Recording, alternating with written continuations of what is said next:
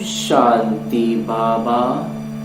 बाबा ओम शांति। आज 28 नवंबर 2022 की मुरली है। बाबा कह रहे हैं, मीठे बच्चे पढ़ाई अच्छी रीति पढ़कर उसका सबूत दो, सेवा कर औरों को भी लायक बनाओ, तब ऊंच पद के अधिकारी बनेंगे। प्रश्न पूछते हैं बाबा कि इस बेहद के विद्यालय में वाह वाह किन्हों की होती है, किन्हों की वाह वाह होती है। उत्तर बतलाते हैं बाबा कि जो खुद अच्छी रीति पढ़ते हैं और दूसरों को आप समान बनाने की सेवा करते हैं, उन्हीं की वाह वाह होती है। रूहानी कमाई में व्यस्त रहते हैं, सिर्फ दूसरों को देख खुश नहीं होते, लेकिन माता पिता समान सेवा कर उनके तख्त पर बैठते हैं, उनकी वाह वाह माता पिता व अन्य बच्चे करते हैं। उसकी वाह वाह माता पिता भी करते हैं और बच्चे भी, अन्य बच्चे भी करते हैं। जो अपना समय बर्बाद करते हैं, पढ़ाई पर ध्यान नहीं देते, माता पिता का अनुसरण नहीं करते, उन पर तरस पड़ता है। वह ऊंच पद पा नहीं सकते। उनकी सदा शिकायत रहती है कि हमारा योग नहीं लगता। गीत है धीरज धर मनुआ। ओम शांति। बाबा बैठ बच्चों को समझाते हैं कि सुख के दिन आएंगे अगर श्रीमत पर चलेंगे तो। फिर जितना श्रीमत पर चलेंगे उतना ही श्रेष्ठ बनेंगे, क्योंकि श्रेष्ठ अर्थात श्रेष्ठाचारी तो सब बनेंगे। श्रेष्ठ मतलब श्रेष्ठाचारी तो सब बनेंगे, परंतु जो अच्छी रीति श्रीमत पर चलेंगे वह अच्छा श्रेष्ठचारी बनेंगे। पढ़ाई में भी कोई अच्छी रीति पढ़ते हैं, कोई कम पढ़ते हैं अथवा नहीं भी पढ़ते हैं। न पढ़ने वालों को बुरा माना जाता है, जो पढ़ाई नहीं करते उनको बोलते हैं अच्छा बच्चा नहीं है, लौकिक में भी। तो यह पढ़ाई भी कोई अच्छी रीति पढ़ते हैं तो औरों को पढ़ाने लायक भी बनते हैं। जो अच्छा पढ़ेंगे वो चार लोगों को पढ़ा भी पाते हैं। कोई तो ध्यान ही नहीं देते। ये भी बच्चे समझते हैं कि अगर हम कोई भी विद्या अच्छी रीति पढ़ेंगे तो ऐसे ही लायक बनेंगे, नहीं तो नालायक बनेंगे। लायक का जरूर अच्छा दर्जा मिलेगा, जो लायक होगा उसको दर्जा तो अच्छा ही मिलेगा। तुम अभी सुखधाम के लिए पढ़ते हो, फिर उसमें भी क्रमशः पद है, मर्तबे हैं। मनुष्य मर्तबे के लिए कितना माथा मारते हैं, पद पाने के लिए कितना माथा मारते हैं, और जब यहाँ मिल रहा है तो यहाँ पर ध्यान ही नहीं है। वो है अल्पकाल का सुख, काग विष्टा समान सुख।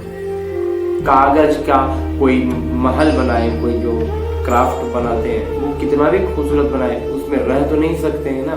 बस वैसे ही ये जो अल्पकाल का सुख है वो पूरी तरह से काग विष्टा समान। ये तो अथाह सुख है, और जो ये ज्ञान की बातें हैं ये अथाह सुख है। जो बच्चे श्रीमत पर चलेंगे वही अथाह सुख पा सकेंगे, और वह ब्राह्मण कुल में भी अपना नाम निकालेंगे, मतलब अपना नाम रोशन करेंगे।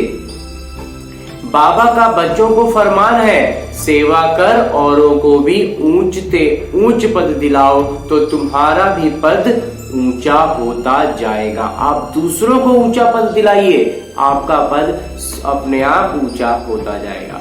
अच्छी रीति पढ़कर फिर बाबा को सबूत देना है। सबूत क्या है कि मैं निमित्त बनकर कितनों को आप समान बनाए, यही सबूत है। बाबा हमने इतनों को बाबा का परिचय दिया। प्रदर्शनी में भी पहले पहले बाबा का परिचय देते हो, परिचय देकर फिर लिखवा लो। समझाना बहुत सहज है, ज्यादा तनाव में आकर के समझाएंगे तो फिर बुरा असर पड़ जाता है। बाबा दो होते हैं, एक लौकिक और एक पारलौकिक। लौकिक से हद का वर्षा मिलता है और जिसको कागविष्टा समांशु कहा जाता है। जो लौकिक पिता होते हैं हमारे, वो हमें कुछ धन संपत्ति देते हैं, इतना रुपया मेरा जमा पूंजी है, ये जमीन जायदाद है, ये तुम्हारा हो गया, इतना ही देंगे। लेकिन ये क्या होगा, ये कागविष्टा समान सुख है। लेकिन जो बेहद के पिता हैं, वो जो सुख देते हैं वो स्वर्ग का मालिक ही बना देते हैं। तो बच्चों को सेवा कर आप समान बनाना है। बाबा को सिर्फ याद नहीं करना है, लेकिन उन जैसी सेवा भी करनी है। ब्रह्मा बाबा का अनुसरण करना है शिव बाबा की याद में। श्री कृष्ण अथवा किसी को भी याद करना, उनके गुण धारण न करना, वह क्या काम है? आप किसी को भी, श्री कृष्ण को ही याद कर रहे हैं, राम को ही याद कर रहे हैं, लेकिन उनके गुण को धारण नहीं कर रहे हैं, तो फिर ऐसा याद करके क्या काम कर रहा है ऐसा याद? उनसे फल कुछ नहीं मिलता। भक्ति मार्ग में भी देवताओं को याद करते करते नीचे उतरते जाते हैं। जब मम्मा बाबा भी सदगति करने की सेवा में लगे हुए हैं, जो माँ बाप मुआफिक सेवा करते हैं, ये जो मम्मा और बाबा है वो लौकिक में जो माता पिता होते हैं उनके जैसा सेवा करते हैं, वही सच्चे माता पिता के बच्चे हैं, क्योंकि इनके मुख वंशावली, नहीं तो कच्चे कहा जाता है। जो उनको नहीं मान पाते हैं, उनको प्रेम नहीं जागता है, तो वो क्या हो जाते हैं, कच्चे हो जाते हैं। बाबा भी खुश तब हो जब देखें कि मेरे लाडले बच्चे मेरे समान सेवा करते हैं। लौकिक रीति से भी जो बच्चे अच्छी रीति पढ़ते हैं, वह बाबा के दिल पर चढ़ते हैं, अच्छी कमाई करते हैं। यह भी तुमको रूहानी कमाई करनी है। सिर्फ दूसरों को देख करके खुश नहीं होना है, पढ़ाई पढ़कर और पढ़ाकर ऊंच पद पाना है। तब माता पिता अनन्य बच्चे उनकी वाह वाह करेंगे। ये बेहद का विद्यालय है, हजारों यहाँ पढ़ते हैं। जो अच्छी रीति नहीं पढ़ते वह खुद भी समझते होंगे कि हमारा योग पूरा नहीं लगता है। वह बच्चे बाबा की दिल पर चढ़ नहीं सकते। बच्चे बने हैं तो माँ बाप पालना तो करते हैं ना। फिर भी बाबा समझाते हैं कि माता पिता और अनन्य बच्चों को अनुसरण करो। सेवा तो बहुत करनी है। वह समाज सेवी करोड़ों के अंदाज में होंगे, तुमको रूहानी सेवक समाज सेवी बनना है। अगर ज्ञान है तो, नहीं तो समझेंगे पूरा ज्ञान नहीं है। ज्ञान के बदले अज्ञान ज्यादा है, जिस कारण पद भ्रष्ट हो जाएगा, ऊंच पद पा नहीं सकेंगे। बाबा को तरस पड़ता है। हर पढ़ाई में पुरुषार्थ जरूर चाहिए। लौकिक पढ़ाई भी पढ़ते हैं तो जब तक उसको दिल से नहीं पढ़ेंगे, मन से नहीं पढ़ेंगे, पूरा एकाग्र होकर नहीं पढ़ेंगे, उसमें भी रिजल्ट नहीं मिलता है, परिणाम नहीं दिखता है। वैसे ही इस अलौकिक ज्ञान में है कि जब तक इसमें पूर्ण समर्पण के साथ इसको बहुत प्यार से, इसमें तो प्यार भी जागता है, प्यार से पढ़ेंगे तो गजब का परिणाम देखने को मिलता है। और जो बच्चे ऐसे नहीं कर पाते हैं तो बाबा को उन पर तरस पड़ता है। बाबा कहते हैं हर पढ़ाई में पुरुषार्थ जरूर चाहिए, पुरुषार्थ बगैर तो उत्तीर्ण नहीं हो सकेंगे। कोई 2-3 बार अनुत्तीर्ण होते हैं तो अपना समय बर्बाद करते हैं ना, बार बार जो अनुत्तीर्ण हो रहे हैं। तो कम पढ़ने वालों को जो अच्छी रीति पढ़ते हैं उनका लिहाज रखना चाहिए, क्योंकि वह बड़े भाई बहन हो जाते हैं। वो फिर ये लौकिक उम्र से नहीं होता है कि अरे ये तो देखने में इतना भी छोटा है कि बड़ा है, ये लौकिकता से फर्क नहीं पड़ता। अगर उसकी पढ़ाई आपसे अच्छी है तो फिर उसका लिहाज करना है, उसकी एकदम से खत्म नहीं कर देना है उसकी बातों को, क्योंकि वो बड़े भाई बहन हो जाते हैं। मम्मा बाबा के समान सेवा करते हैं। अच्छी सेवा करने वालों को जहां तहां बुलाते हैं तो समझना चाहिए क्यों ना हम पुरुषार्थ कर ऐसा बने। जब उनको थोड़ा अधिक लाड दुलार मिल रहा है, ब्राह्मण परिवार का सहयोग मिल रहा है, तो फिर हम भी पुरुषार्थ करते हैं, हम भी ऐसा, हमें भी ऐसा मिलेगा, हमें हमारे लिए भी लोग वाह वाह करेंगे। औरों को आप समान बनाना है। जैसे खुद ज्ञान की सागर में गोते लगा रहे हैं, मजे कर रहे हैं, दूसरों को भी इस ज्ञान के सागर में डुबाना है। डुबाना नहीं मतलब खिलाना है। खुद भी खेलेंगे, उनको भी खेलने का मौका देंगे। बेहद के बाबा का परिचय देना है कि उनसे कैसे बेहद का वर्षा मिलता है। वह बेहद के पिता जन्म मरण रहित सदा सुख देने वाले हैं। वो जो बेहद के पिता है, उनको जन्म मरण से कोई फर्क नहीं पड़ना है, आप इस जन्म में हैं कि इसके बाद के जन्म में हैं, वो बस सुख देते जाएंगे। बाबा पिता दो हैं, एक है आत्माओं के पिता, दूसरे हैं अलौकिक। तब तुम बाप दादा कहते हो, बाबा और ब्रह्मा बाबा और शिव बाबा। लौकिक संबंध में भी बाप और दादा होता है, मतलब एक पिता और एक पिता के पिता। ये है फिर पारलौकिक बाप दादा। ये दोनों क्या हो गए? पारलौकिक पिता और दादा। पारलौकिक बाबा से तुम भविष्य 21 पीढ़ी की प्रारब्ध पाते हो। लौकिक पिता से अल्पकाल सुख का वर्षा जन्म दर जन्म मिलता है। जन्म लेते जाओ, दूसरे पिता मिलते जाएंगे। लौकिक के तो हर नए जन्म में नए पिता होंगे, लेकिन सतयुग त्रेता में यहाँ का एक वर्षा 21 जन्म तक चलता है। अभी जो संगम युग पर जो पुरुषार्थ कर रहे हैं, इसका 21 जन्मों तक, त्रेता युग तक इसका वर्षा, इसकी जो धन संपत्ति, जो अलौकिक संपदा हम जमा कर रहे हैं, ये 21 जन्मों तक हम उसी संपदा को खाते रहेंगे। जो कहते हैं ना कि मैंने इतना, लौकिक में कहते हैं कि हमने इतना पैसा कमा लिया कि मेरी 7 पुश्तें बैठ कर खाएंगी, तो वास्तव में वो तो ऐसा हो भी नहीं पाता है। लेकिन ये जो कमाई हो रही है, ये जो अलौकिक धन संपदा जमा हो रही है, इसको 21 जन्मों तक स्वयं ही उपभोग करेंगे। भल बाबा दूसरे मिलते जाएंगे, माने लौकिक पिता तो हर जन्म में अलग अलग मिलते जाएंगे, परंतु हम सुख धाम में ही रहते हैं। लेकिन हमारे जीवन में तो सुख ही सुख होगा। फिर द्वापर से माया का राज्य शुरू होता है, फिर हमारी धीरे धीरे उतरती कला होती है। यह बुद्धि में रहना चाहिए। जब उतरते हैं तो जल्दी जल्दी जन्म लेते जाते हैं। जैसे जैसे अवनति होगी, नीचे कला कम होती जाएगी, जन्म भी जल्दी जल्दी लेते जाएंगे। आधा कल्प में 21 जन्म लेते हैं, बाकी आधा कल्प में 63 जन्म। क्यों? पतित होने से जल्दी जल्दी उतरते जाते हैं, हर जन्म एक सीढ़ी नीचे। जब बाबा आए तो हम एकदम उतर गए, पूरा ही अंतिम सीढ़ी पे पहुंच गए।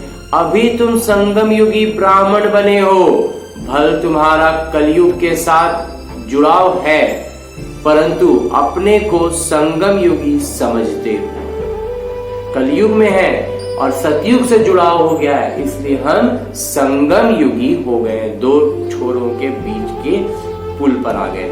जानते हो, बाबा हमको परम धाम के मालिक बना रहे हैं।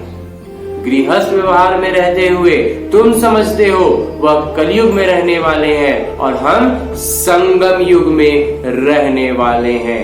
वह विकारी बगुले हैं, हम निर्विकारी हंस हैं। सिर्फ बाहर से नहीं दिखाना है, अंतर्यामी बाबा अंदर से जानते हैं। बाहर किसको दिखाएंगे? विकारी लोगों को। उनको नहीं दिखाना है कि हम हंस बन रहे हैं और हम संगम युग पर हैं। बाबा को पता चल जाएगा बच्चों की पढ़ाई से ही कि वो कैसे पढ़ रहे हैं। बाबा समझाते रहते हैं, बच्चे कोई पाप कर्म नहीं करो। कहा जाता है, कख का चोर सो लख का चोर। चोर चाहे खीरे का हो या हीरे का हो, चोर तो चोर ही कहलाएगा। एक बार चोरी करते हैं, फिर 1-2 वर्ष शक रहता है। शक मुश्किल ही मिटता। अब एक बार किसी पर चोरी का वो हो गया है तो फिर उस पर शक हमेशा रहेगा, वो मिटता बहुत मुश्किल ही है। तो ऐसा काम करना ही क्यों? ये सब काम माया कराती है, विकारों के वश में होकर के कर देते हैं। जब माया माथा मोड़ लेती है तब स्मृति आती है, हमने ये क्या किया। फिर बाबा से क्षमा मांगते हैं। बाबा कहते हैं अच्छा बच्चे, हर्जा नहीं, लेकिन फिर नहीं करना। अच्छा हुआ जो भूल बताई, स्वीकारा कि मुझसे ये गलती हो गई, तो बाबा कहते हैं आगे नहीं करना, नहीं तो वृद्धि होती जाएगी। फिर एक से अगर दूसरी बार हो गई तो लगे अरे 2 बार तो किया, अब क्या होता है, कोई फर्क नहीं पड़ता, और फिर वो पति होते चले जाएंगे। बाबा को लिखते हैं हमने क्रोध किया, काला मुंह काला किया, अपना भी तो स्त्री का भी किया, अपना भी किया स्त्री का भी किया। बाबा लिखते हैं बाबा का बनकर प्रतिज्ञा कर मुंह काला किया, ब्राह्मण कुल को कलंक लगाया, सजा के अधिकारी बन जाएंगे। ऊंचे से ऊंचे हैं ब्राह्मण कुल, देवताओं से भी ऊंचे हैं। तुम ब्राह्मण भारत को पतित से पावन बनाते हो। तुमने सतयुग त्रेता में 21 जन्म राज्य भाग्य किया, तब सुंदर थे, फिर 63 जन्म काम चिता पर बैठ काले हो गए, तब श्याम बने। कहते हैं सागर के बच्चे काम चिता पर बैठ खत्म हो गए, फिर सागर ने ज्ञान वर्षा की तो जाग पड़े, गोरे हो गए। इस श्री कृष्ण की आत्मा को 84 जन्म जरूर लेने हैं, 21 जन्म सुंदर, 63 जन्म श्याम। अब उनकी लात पुरानी दुनिया तरफ है, पैर पुरानी दुनिया तरफ है और चेहरा नई दुनिया की तरफ है। जो क्रम में सबसे ऊपर है वो पूज्य थे, वहीं पुजारी बन अब सबसे पीछे में है। खुद ही पुजारी बन नारायण की पूजा करते थे, अब खुद ही पूज्य नारायण बनते हैं। इनको ही क्रम में सबसे ऊपर आना है। ब्रह्मा का दिन स्वर्ग, ब्रह्मा की रात नरक। शिव बाबा आते हैं रात को दिन बनाने। अब आधा कल्प की रात पूरी हो, दिन होता है, दिन की शुरुआत हो रही है। अमृत बेला चल रहा है इस सृष्टि चक्र का, इसलिए देखने में रात है, घोर अंधियारी रात है, लेकिन जो लौकिक में कहते हैं ना सुबह के 4 बजे, बस वही समय है। देखने में अंधेरा है, लग रहा है कि रात है, कलयुग है, लेकिन वास्तविकता में ये उठने का समय है, जागने का समय है। वहीं बाबा कह रहे हैं कि अब आधा कल्प की रात पूरी हो गई है, दिन होना है। शिवरात्रि कहते हैं, परंतु शिव के बदले श्री कृष्ण का नाम कह दिया है कि श्री कृष्ण का जन्म रात को हुआ है। शिव बाबा की बात, शिव बाबा की तिथि तारीख बेला का कुछ भी पता नहीं कि किस समय आए। श्री कृष्ण की बेला है, वह पुनर्जन्म में आने वाले हैं। शिव बाबा तो झट आकर परिचय देने लग पड़ते हैं, कुछ समय तो पता ही नहीं पड़ा कि ये कौन आए हैं, कौन बोल रहे हैं। बाद में मालूम पड़ा कि ये तो शिव बाबा ज्ञान के सागर हैं। शिव बाबा ब्रह्मा द्वारा विष्णुपुरी की स्थापना करते हैं। ब्रह्मा यहाँ है, कृष्णपुरी भी यहाँ है।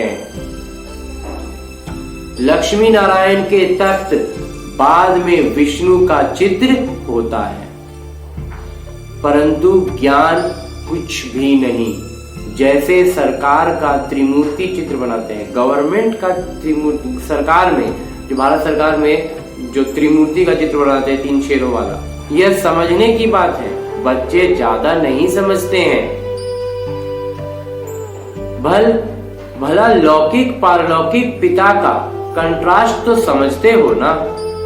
एक लौकिक पिता हुए, एक परलौकिक पिता, जो एक शरीर को जन्म दिया और एक आत्मा के पिता।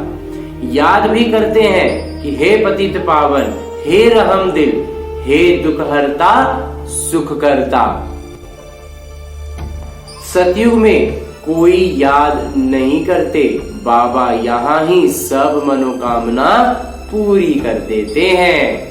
सतयुग में तुमको इतना अथाह धन मिलता है जो वहां माथा मारने की दरकार ही नहीं। तुमको श्रीमत पर सिर्फ चलना चाहिए।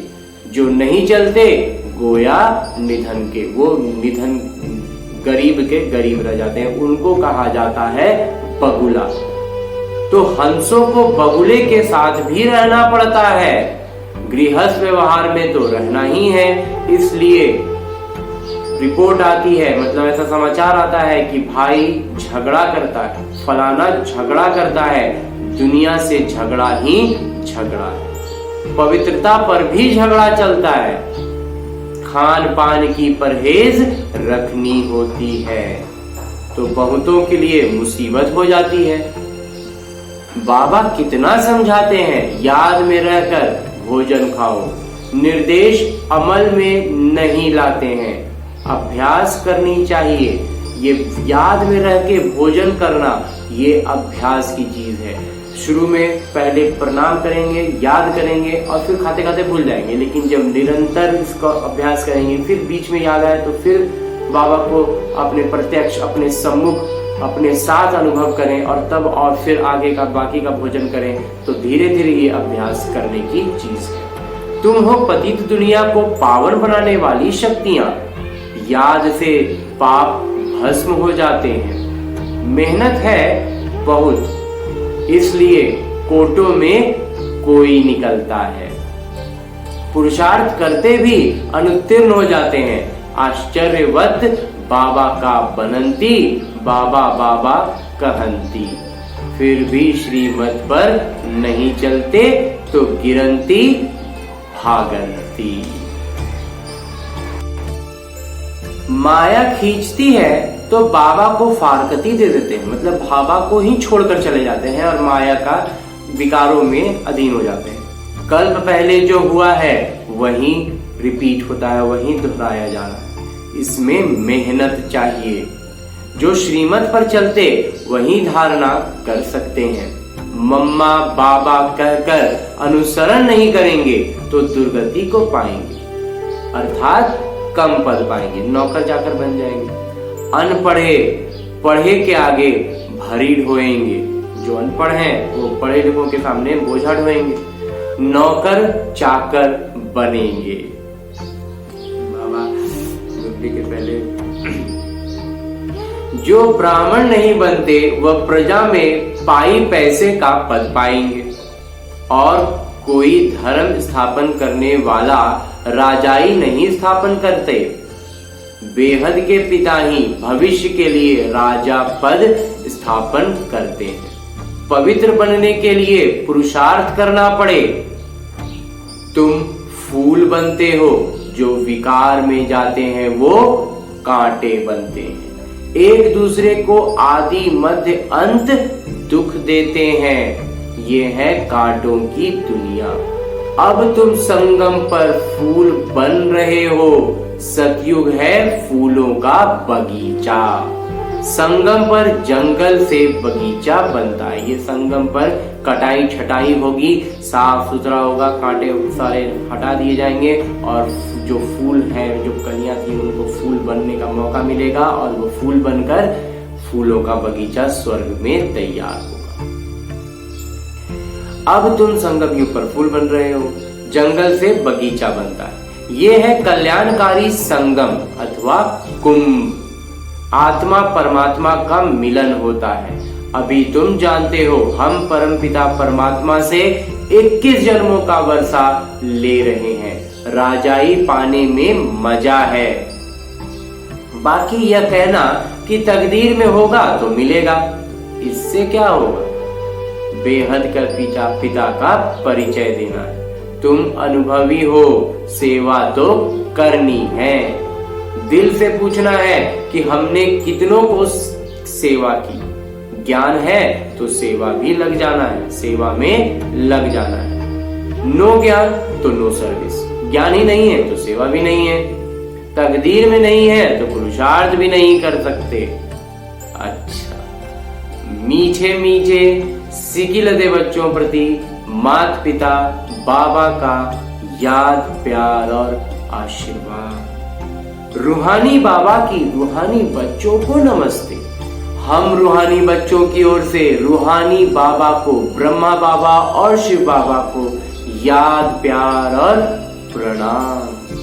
धन्यवाद बाबा, धन्यवाद। मुरली के लिए भी धन्यवाद। इस अनूठे ब्राह्मण जीवन के लिए भी बहुत बहुत धन्यवाद। धारणा है कि बाबा के निर्देश को अमल में लाना है। खान पान की पूरी परहेज रखनी है। याद में रहकर भोजन खाने का अभ्यास करना है। माता पिता की तरह सेवा करनी है। जब सेवा करनी है तो माता पिता के जैसे अपने बड़े भाई बहनों का लिहाज जरूर रखना है। रूहानी सोशल सेवक बन सबको बाबा का परिचय देना है। और आगे बाबा वरदान दे रहे हैं। वरदान देते हुए बाबा कहते हैं, कल्याणकारी समय की स्मृति से अपने भविष्य को जानने वाले त्रिकालदर्शी भव। कल्याणकारी समय की स्मृति से अपने भविष्य को जानने वाले त्रिकालदर्शी भव।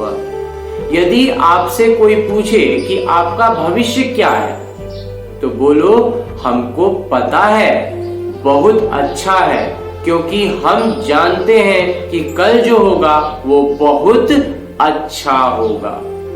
जो हो गया वो भी अच्छा, जो हो रहा है वो और अच्छा, और जो होने वाला है वो तो और बहुत बहुत अच्छा।